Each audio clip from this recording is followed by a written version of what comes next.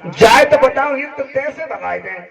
अब्बा रब्बा ध्रुव की समाधि के पास में नाचने लगी और शोरगुल मचाने लगी कि इसकी समाधि खुल जाए, लेकिन भगवान के भक्त के ऊपर कोई असर नहीं है। ऐसा ही नहीं, रब्बा नाच रही है, सभी लोग ताली बजा करके बोले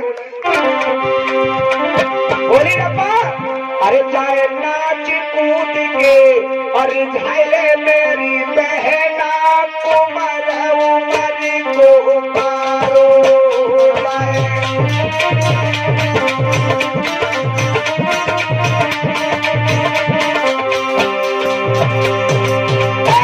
चाहे नाच कूद के झाले बहना लला उमर को मारो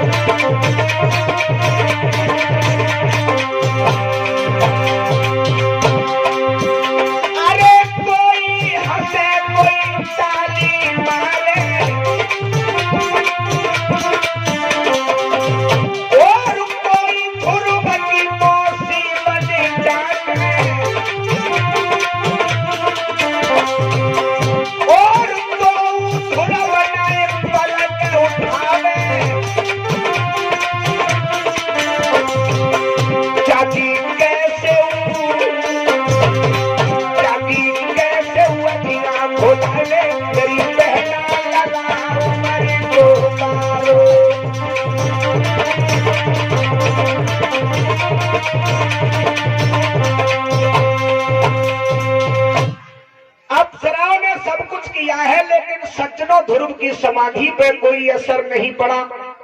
अप्सराएं वहां से चली गई, लेकिन ध्रुव ने अपनी समाधि को बिल्कुल नहीं हिलाया।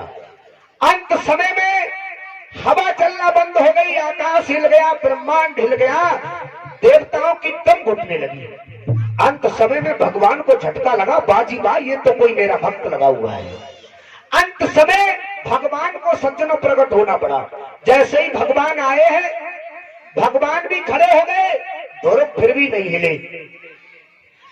जब भगवान ने कहा है बेटा ध्रुव, जैसे ही भगवान के मुखार बिंदु से ध्रुव नाम की आवाज सुनी है, ध्रुव ने जिस समय अपने नेत्रों को खोला तो मुख से एक बात निकली है, हाय पिता। हाय पिता का शब्द जैसे ही भगवान ने सुना, ध्रुव को गोद में उठा लिया। आइए मेरे लाल, हम तुम्हारी भक्ति से बहुत बड़े प्रसन्न हैं, तुम हमसे कुछ वरदान मांग लो। ध्रुव कहने लगे पिताजी, आपके दर्शनों की केवल आस्ती, कुछ नहीं चाहिए। हाँ, एक चीज मांगना चाहता हूँ। माता बहन 10 मिनट रुकी रहे, आरती होने वाली है। मतलब एक चीज मांगना चाहता हूँ पिताजी, केवल हम आपको जहाँ भी बुलाएं, जहाँ भी ध्यान, तो आप मेरे आंखों के सामने केवल दर्शन देते रहना। भगवान ने जवाब दिया, जाओ ध्रुव, ऐसा ही होगा। अब ध्रुव ने दर्शन कर लिए 5 वर्ष की उम्र में, घर चलने के लिए तैयार हुए। इंद्र को पता लगा कि भगवान का भक्त है। इंद्र ने मंत्री को आदेश दिया कि ध्रुव अपने घर तक पैदल न जाए, ये ऐरावत हाथी ले जाओ, इस पे बिठाल के ध्रुव को अयोध्या तक छोड़ के आओ। 5 वर्ष की उम्र में हाथी आया, हाथी पे बिठा लिया पीलवानों ने, ध्रुव को लेकर के चल दिए घर के लिए। और जैसे ही गांव के थोड़ी दूर रह गए, गांव के लोगों को पता चला कि ध्रुव आज जंगल से आए, वो भी हाथी पे बैठ गए। गांव के बड़े बूढ़े लोगों ने एक बात सोची कि हमारे गांव के बालक ने भगवान के दर्शन किए और भगवान के ही मंत्री से छोड़ने के लिए आ रहे हैं, और अगर वो रास्ता में से लौट गए तो क्या मिलेगा। चलो, अगर उनके पीलवानों के दर्शन हो गए फिर भी जीवन सुधर जाएगा। बड़े बूढ़े लोग भागे, नौजवान भागे, माता बहने भागी। हाथी रास्ता में घेर लिया।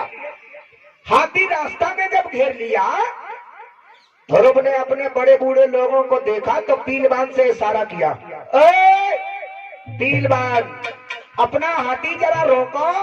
क्यों? अरे पूरी बात सुन लिया करो। क्यों? दिख नहीं रहे हो? हमारे गांव के बड़े बूढ़े लोग पीछे पीछे पैदल चल रहे, हम हाथी पे बैठे, मतलब क्या हमें शोभा दे रहा है? गांव के लोग असमंजस में पड़ गए। बाजी बा, इतना बड़ा बालक, इतना लंबा भ्रष्टाचार। हाथी को रुकवा दिया। ध्रुव नीचे आ गए, हाथी से जवाब दिया, ले जा अपना हाथी। ले जा अपना हाथी। अब तो मेरे भैया लोग मिल गए, मैं तो इनके साथ ही चला जाऊंगा। हाथी वहीं से वापस हो गया। चले हैं ध्रुव। रास्ता में एक बात आई है, आज मैया सुनीति के पास नहीं जाऊंगा। क्यों? आज मैं अपनी उस माँ के पास जाऊंगा जिस मौसी ने मेरे गाल पे तमाचा मार दिया था। अगर मौसी मेरे गाल पे तमाचा नहीं मारती तो मुझे भगवान से मिलन नहीं होता। चले हैं ध्रुव। जैसे ही पहुंचे मैया सुरची के नजदीक, सुरची दरवाजा खुला हुआ दिख रहा था। दूर से सुरची ने जैसे ही भीड़ में ध्रुव को आता हुआ देखा, एकदम से भागी और